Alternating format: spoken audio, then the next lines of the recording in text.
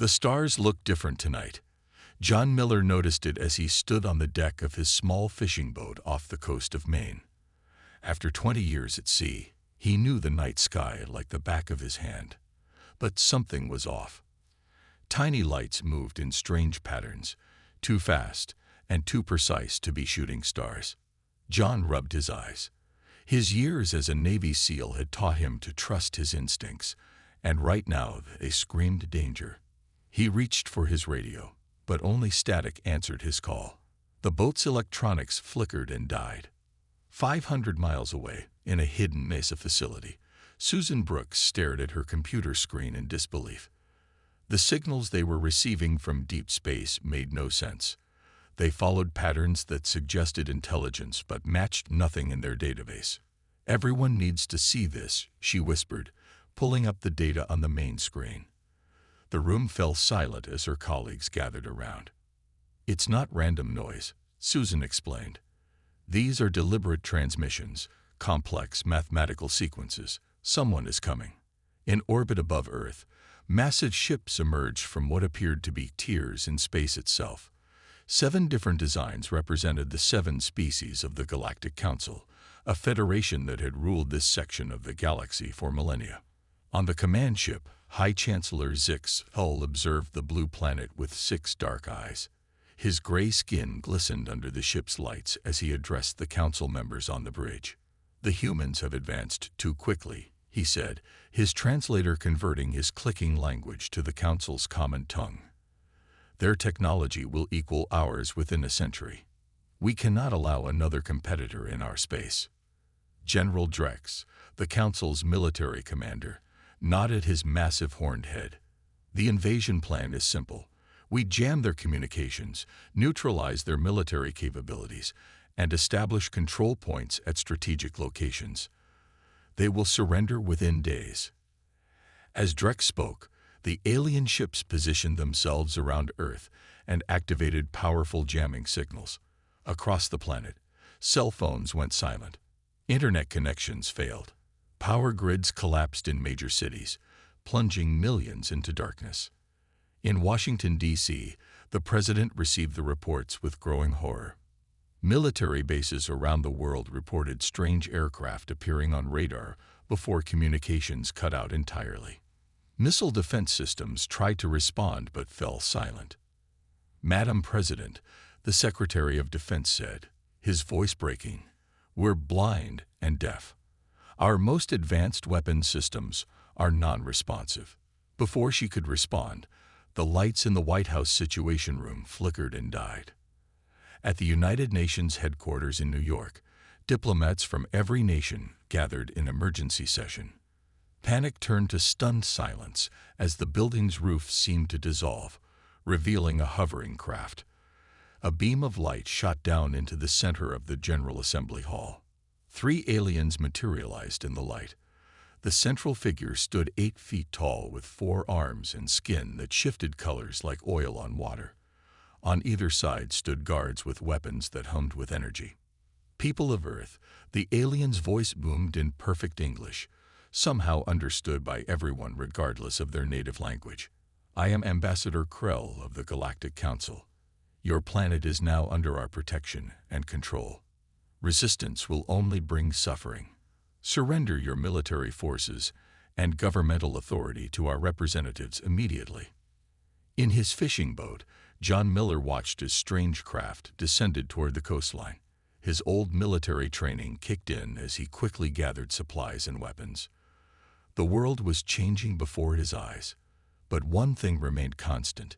He would not go down without a fight. "This isn't the first time someone thought they had us beat," he muttered, starting the boat's backup engine, an old diesel not connected to any electronics. As he turned toward shore, he saw similar lights descending all over the world. The invasion of Earth had begun, and with it, the Galactic Council's greatest mistake. 3 days after first contact, the world was on its knees. Alien ships hung in the skies over major cities like metal mountains. The initial attacks had been swift and precise, targeting military bases, power plants, and communication centers. Lieutenant Kate Winters crouched behind a fallen concrete pillar, clutching her rifle. Her base in Colorado had been one of the first hit. The aliens had used some kind of energy pulse that disabled all electronics before their ground troops moved in. Only 20 soldiers from her unit had made it out alive. "Status report," she whispered to the young private beside her. "6 civilians in the back room, ma'am. 2 need medical attention. We have 8 rifles, 3 pistols, and about 200 rounds total," he replied. Kate nodded grimly. They had taken shelter in an abandoned gas station, but it wouldn't be safe for long. The alien patrols were becoming more frequent. 200 miles away, in his basement workshop in New Mexico, engineer Paul Garcia stared at the small device he had built months ago. It was supposed to be a prototype EMP shield for sensitive electronics, a pet project he'd been working on during weekends. Now it might be their only hope. "It works," he said in disbelief as his protected radio picked up scattered transmissions, while everything else in the area remained dead. His wife Maria looked over his shoulder. "What does this mean?" she asked. Paul's eyes lit up. "It means they're not invincible." On the Council's command ship, General Drex received reports from ground forces. His 4-fingered hand moved across a holographic display, marking areas of conquered territory. 90% of their military capability has been neutralized, he reported to High Chancellor Zixthal. "We have established primary control centers in these regions." The map highlighted areas in the Himalayas, Amazon rainforest, Sahara Desert, and Antarctica. "Resistance?" the Chancellor asked. "Minimal and disorganized," Drex replied confidently. "Their weapons are primitive. Some human fighters have retreated to remote areas, but they pose no strategic threat." The Chancellor made a sound that translated as approval. "Begin Phase 2. Resource assessment and population processing." What the aliens didn't know was that humans were adapting. In rural areas across the globe, old technology was being dusted off. Ham radios, mechanical engines, and analog devices, equipment too simple to be affected by the aliens' energy weapons, became precious tools. In a farmhouse in Iowa, a group of civilians gathered around a hand-cranked radio. The scratchy voice coming through belonged to a former military communications officer broadcasting from somewhere in the Appalachian Mountains. "Repeat, the aliens cannot track analog signals. Use old tech. Spread the word. Resistance cells should establish contact using frequencies listed in the emergency broadcast protocols." Kate Winters and her growing band of survivors found an old truck that still worked. Its engine was purely mechanical, with no computer chips to be disabled by alien weapons. They moved at night, collecting weapons and supplies, picking up more survivors along the way. "Where are we going, Lieutenant?" asked one of the civilians, a school teacher named Grace. "South," Kate replied. "I picked up a transmission about a resistance group gathering in the old mining tunnels. They say they've captured alien technology." Paul Garcia was now working with a small team of engineers and scientists who had found their way to his home. They had taken apart a damaged piece of alien equipment from a crashed scout ship. "Their systems operate on principles we understand," Paul explained to the group. "Different application, but same basic physics. We can work with this." In orbit, a junior council officer approached General Drex with a report. "Sir, we've lost contact with outposts in these rural regions," he said nervously. Drex dismissed the concern with a wave. "Communication disruption. Nothing more." The council had made their first critical error. They had judged humanity by its technology, not its resilience. While the aliens celebrated their easy victory, the seeds of resistance were taking root across the planet. 3 months had passed since the invasion began. The Galactic Council's hold on Earth seemed complete. Their massive ships still hovered over conquered cities, and alien patrols roamed the streets. But beneath the surface, humanity was far from defeated. Dr. William Clark had been an ordinary biology professor at a small college in Oregon before the invasion. Now he worked in a secret underground lab, studying alien tissue samples obtained from fallen enemies. The Resistance had set up this facility in an old mine shaft, far from alien detection. William peered into his microscope and suddenly sat back, his eyes wide. "I need to verify this," he muttered to himself, running the test again. After confirming his results, he called for the Resistance leader. "Their cellular structure breaks down when exposed to high levels of copper," he explained, showing the reaction under the microscope. "It's toxic to them, like poison." Across the continent, in what remained of Boston, Lisa Johnson made a similar discovery. Before the invasion, she had been a high school science teacher. Now she led a small research team hiding in the basement of a destroyed hospital. Lisa had noticed something strange when an injured alien soldier had been brought in for study. The alien had developed a severe infection around its wounds. "It's the bacteria," she explained to her team. "Our common Earth bacteria. They have no immunity to it. Their bodies have no defense against microorganisms they'd never encountered before." Word of these discoveries spread through the growing Resistance network. Old-fashioned radio systems, mechanical printing presses, and even hand-delivered messages kept humans connected despite the aliens' jamming technology. On the Council command ship, the Situation Room was tense. General Drex stood before a holographic map showing red dots where outposts had stopped reporting. 17 outposts have gone silent in the last 2 weeks, he reported. "We send replacement teams, and they disappear too." High Chancellor Zixtol's 6 eyes narrowed. "Impossible." Their military was crushed. "These are not military strikes," Drex admitted. "They are something else. The humans are using primitive weapons, but with unusual tactics. They strike quickly and vanish." In a quiet corner of the ship's science bay, Council scientist Shinval was fascinated by human adaptability. Unlike most of his kind, he believed studying humans was more valuable than destroying them. Against orders, he had been collecting and analyzing information about human resistance efforts. "Remarkable," he whispered, reviewing footage of humans using simple mechanical tools to disable complex alien technology. "They're learning at an extraordinary rate." When no one was watching, Sinval encrypted data about Council weaknesses and transmitted it to a resistance frequency he had discovered.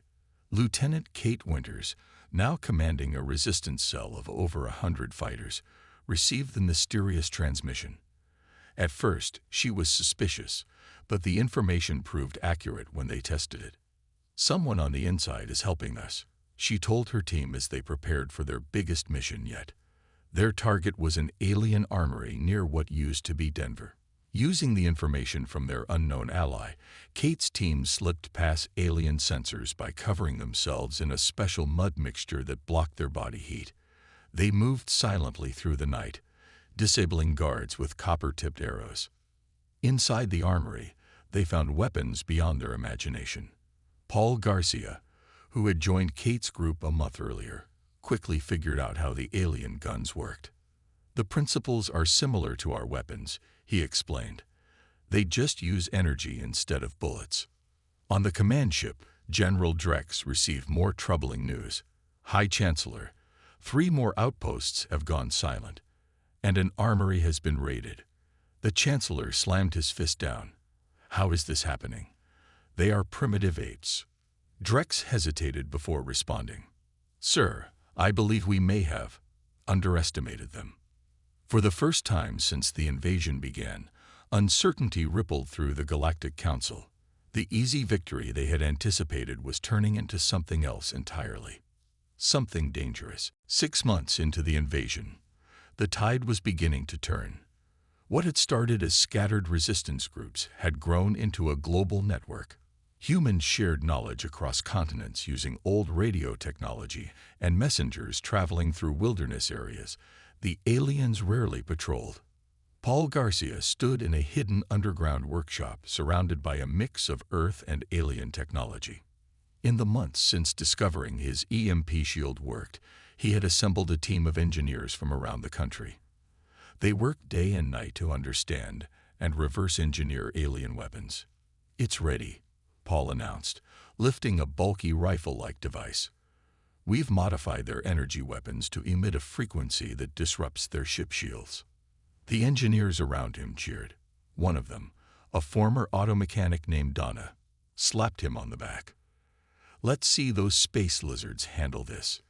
In a coastal hideout near what used to be Atlantic City, John Miller prepared for his most daring mission yet. The retired Navy SEAL had discovered an underwater alien base while scouting in his fishing boat. Now he led a team of 20 former military divers and fishermen. "The aliens don't expect an attack from below," John explained, pointing to hand-drawn maps. "Their underwater base has minimal defenses because they think we can't reach it." The team loaded their boats with special charges designed by Paul's engineering group. These underwater explosives contained copper fragments that would be deadly to alien biology. Lieutenant Kate Winters, now promoted to colonel by the growing Resistance Army, coordinated attacks across the former United States. Her forces had grown to over 2,000 fighters, armed with a mix of human and modified alien weapons. "New York City is our target," she told her officers. "It's their main Eastern Command Center. If we take it back, we send a message to every human on Earth that they can be beaten." The coordinated attacks began at dawn. Across the globe, human resistance fighters struck alien outposts simultaneously. In Australia, farmers driving modified tractors rammed alien barriers. In Europe, resistance cells emerged from underground tunnels to attack alien patrols.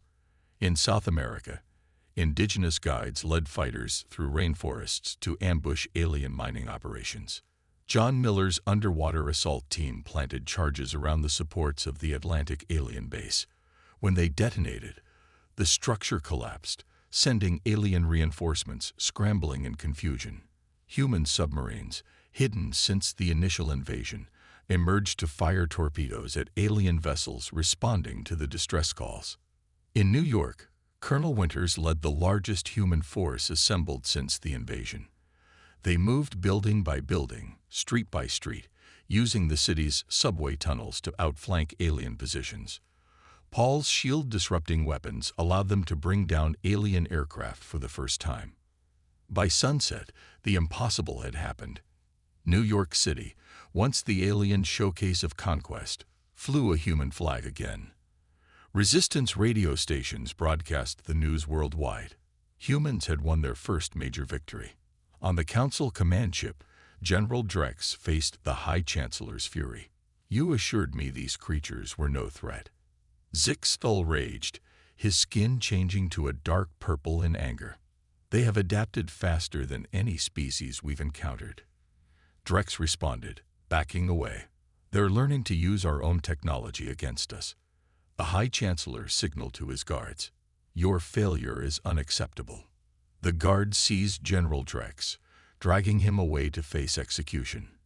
In his place, the Chancellor appointed Admiral Kravenos, known for his ruthless tactics in crushing rebellions on other worlds. "These humans have been allowed too much freedom," Kravenos stated coldly. "We must escalate our response. I recommend orbital bombardment of their resistance strongholds." The council members shifted uncomfortably. Such tactics had rarely been necessary in their conquests. "We came to claim this world's resources, not destroy them," one council member objected. Kravenos's 4 eyes narrowed. "We may have no choice. These humans are proving to be unlike any species we have conquered before." For the first time, the Galactic Council faced a question they had never considered. What if Earth could not be taken? The first orbital strike hit the ruins of Chicago without warning. A beam of energy from an alien ship cut through clouds and struck the city center, vaporizing everything within a mile radius.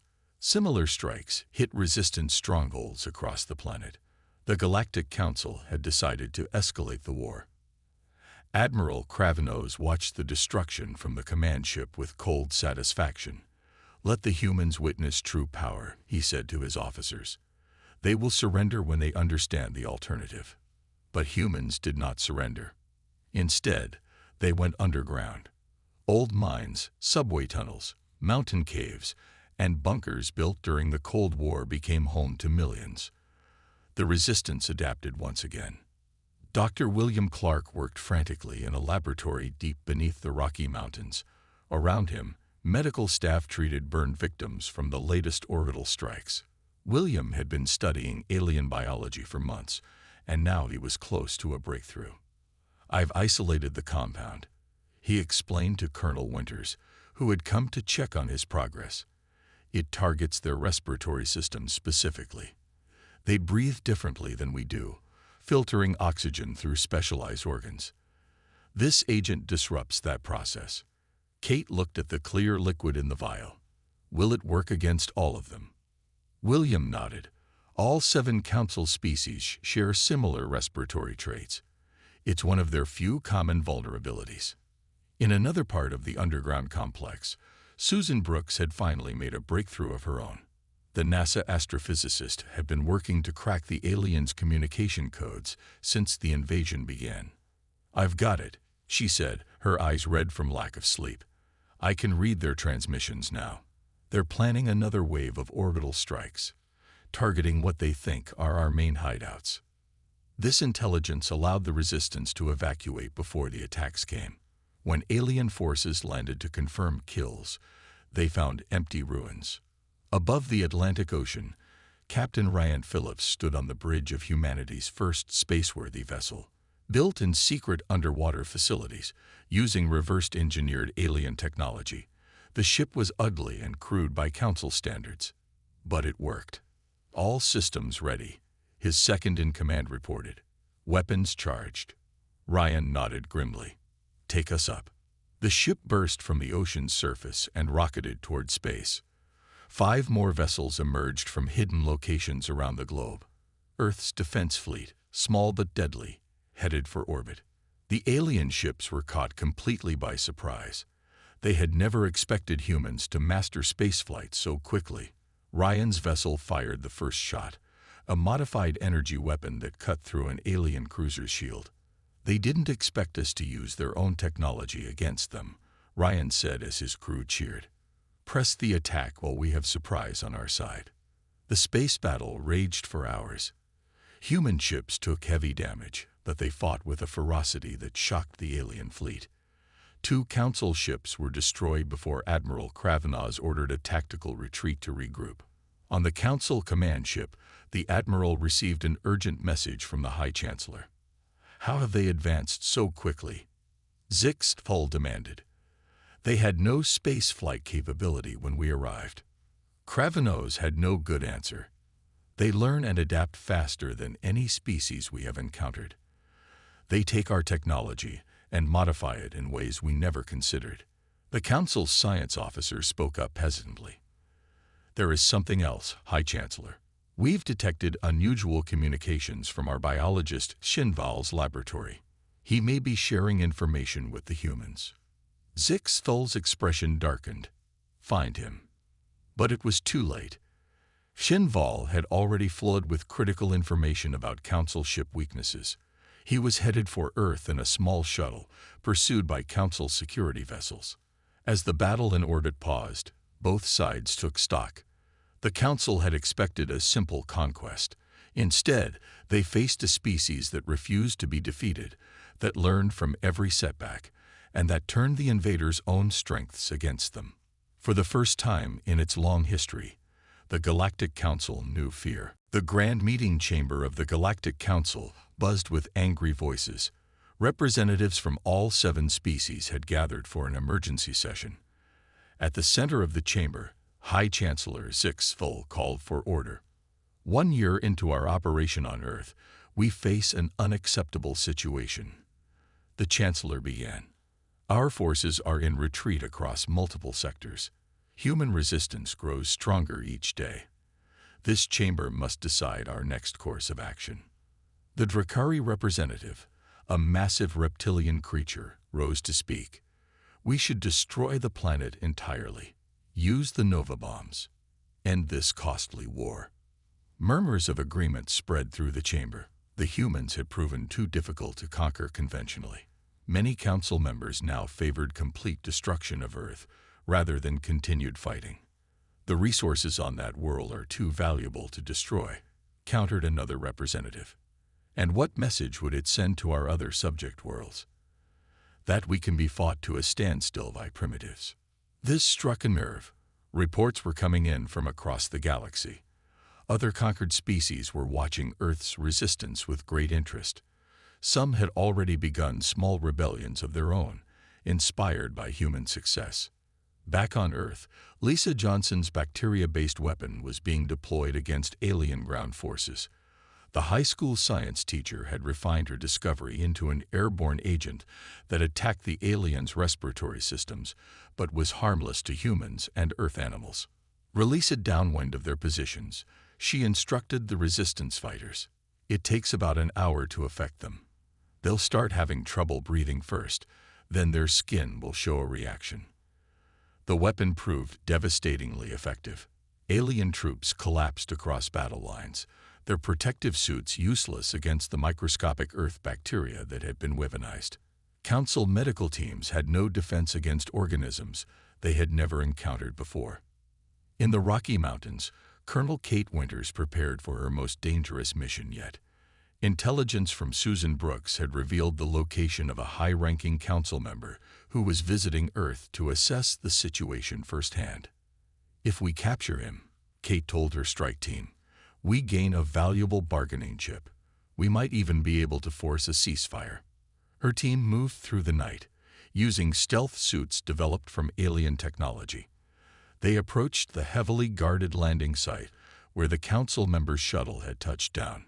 Using weapons that disrupted alien communication devices, they isolated the guards before moving in. The council member, a blue-skinned diplomat named Vorntag, was shocked when humans breached his security and surrounded him. Even more shocking was that they didn't kill him. Instead, they took him prisoner and treated his minor injuries. "Why do you not execute me?" he asked Kate as they escorted him to a secure location. "Because we're not like you," she replied simply. "We don't kill prisoners." This concept seemed foreign to Vorntag, whose species had conquered dozens of worlds through brutal force. Meanwhile, the defector Xinval had successfully reached Earth and was now working directly with human scientists. His knowledge of council technology accelerated human advances dramatically. "Your adaptability is remarkable," Xinval told Paul Garcia as they worked together on a new defense system. "My people took centuries to develop technologies that you master in months." Paul shrugged. "We've always been good at taking ideas and improving them. It's what humans do." On the council homeworlds, the first protests began. Citizens who had initially supported the war now questioned its cost. Images of defeated troops and destroyed ships reached the general population despite official censorship. Some council members began secret communications with human leaders, seeking separate peace deals. During a private session, 3 council representatives met without the High Chancellor's knowledge. "This war cannot be won," one said quietly. "The humans grow stronger while we grow weaker. We must consider negotiation before more council worlds join the rebellion." The others nodded in agreement.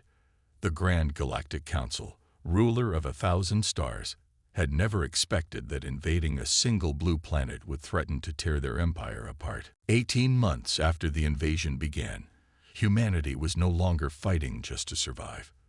They were taking the war to the stars. The first human-built faster-than-light ship, named Defiance, prepared for its maiden voyage. Its mission: to attack a key council supply world. Admiral Larry Peterson stood on the bridge, looking at his crew with pride. Many of them had been ordinary people before the invasion. Truck drivers, teachers, and office workers. Now they were the first humans to travel beyond our solar system. "This day marks a new chapter in human history," Larry told them. "We're no longer trapped on Earth. We're no longer prey. Today, we become hunters." The Defiance's engines hummed as it accelerated away from Earth. Using technology adapted from captured alien ships, it tore a hole in space and disappeared into the void. Similar ships followed, forming Earth's first interstellar fleet. They emerged near a busy council trading hub, a planet called Vortex 9 that served as the primary supply world for council operations in the sector. The human ships attacked without warning, targeting supply depots and shipyards.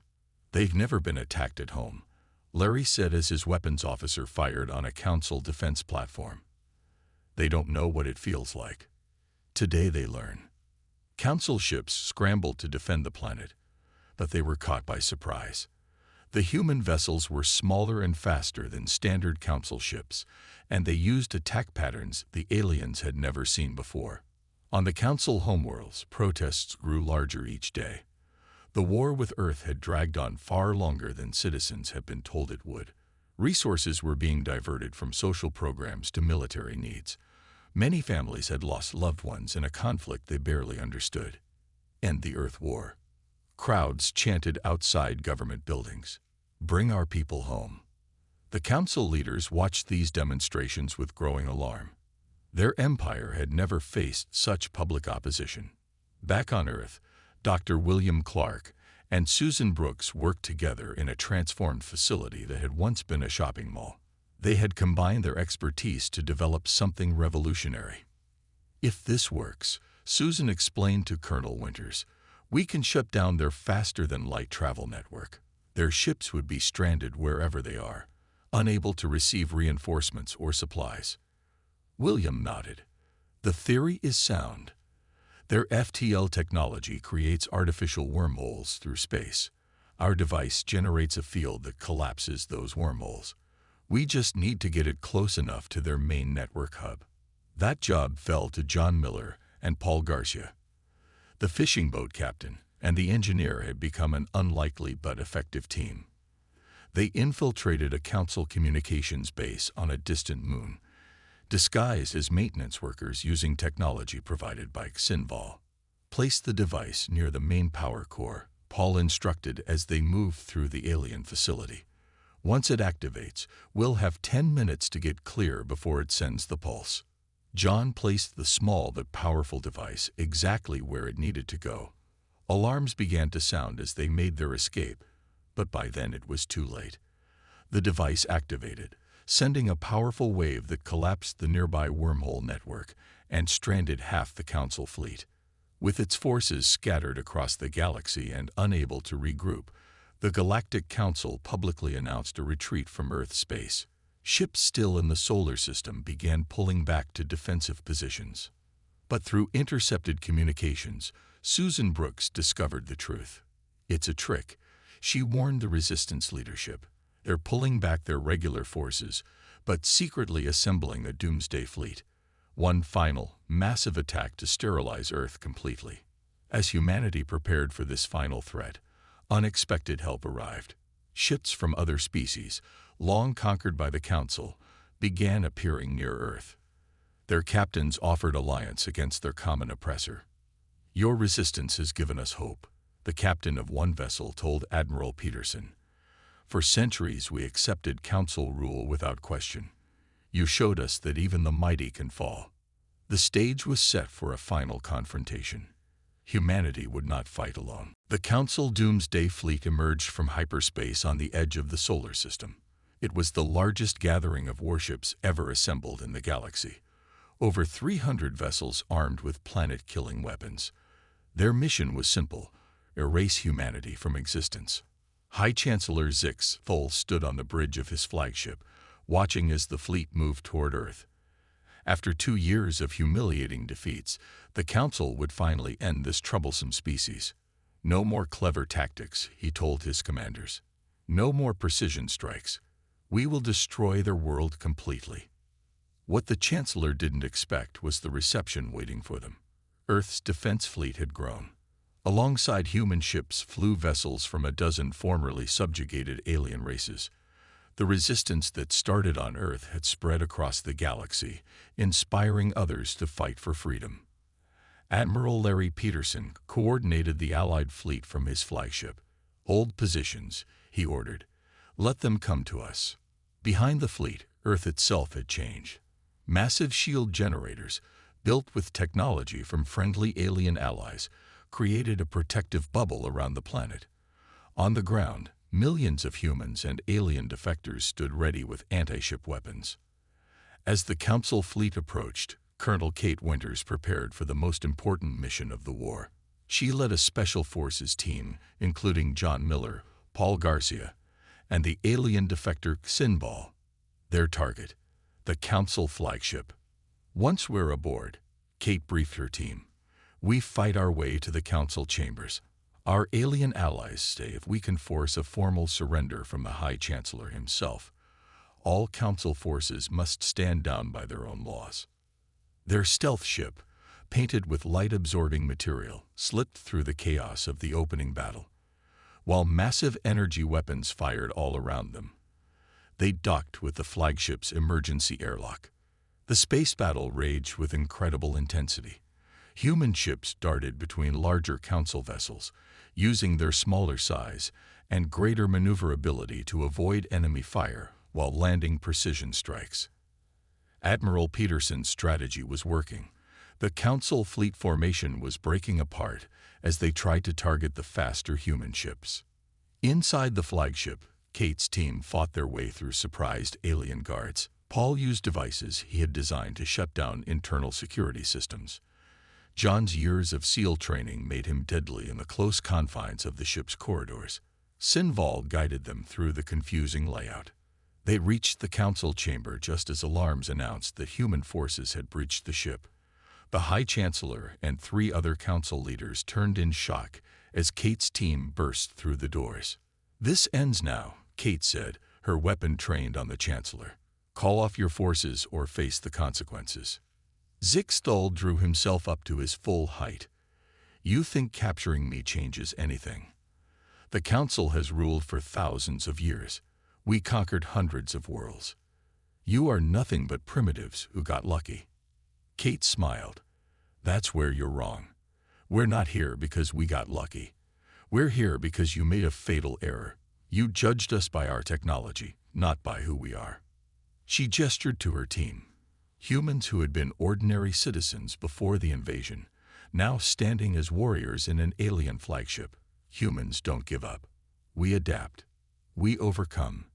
Every time you knocked us down, we learned from it and came back stronger.